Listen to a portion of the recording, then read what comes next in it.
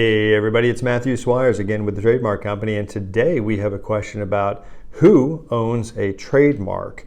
Well, this comes up in the news a decent amount, especially when you deal with, candidly, rock and roll bands or something to that effect, but we'll get to that in a second. Generally speaking, individuals can own trademarks just like any other type of property, corporations, LLCs, partnerships, whatnot. That's who can actually own a trademark. Doesn't matter if it's registered or not registered with the Patent and Trademark Office. It really just matters who was using the trademark and then who acquired those rights by virtue of use.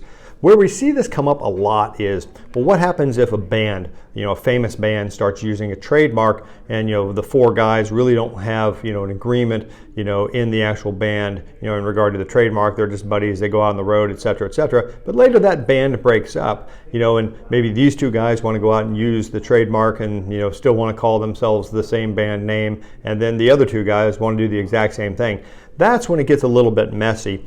Usually it's going to come down to an issue of contracts and state law and all that sort of stuff as to basically just who owns any other type of property within that state where the band first started using the actual trademark, because then it really just defers down to actually state law. But in general, it's nice to when from the onset, if you have that band or the company or a partnership or whatever the case may be, what we really want to do is want to define out who's going to own what within that partnership agreement, within that LLC, when you start that business, so that should things ever go south between everyone, even in a successful business and partnerships break up, we're going to know exactly who owns the intellectual property, the trademarks in this instance, once the breakup occurs. Or is there a possibility that someone has to buy somebody out or something to that effect?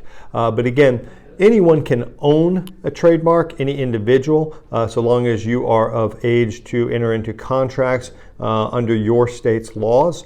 That's really the parameters for that. But again, when you have a company, when you have a partnership or otherwise, just spell it out so you know, and what happens to it in the event of the dissolution of the company or otherwise. Thanks for watching. If you have any questions, this Buzz is at the Trademark Company. Thank you so much.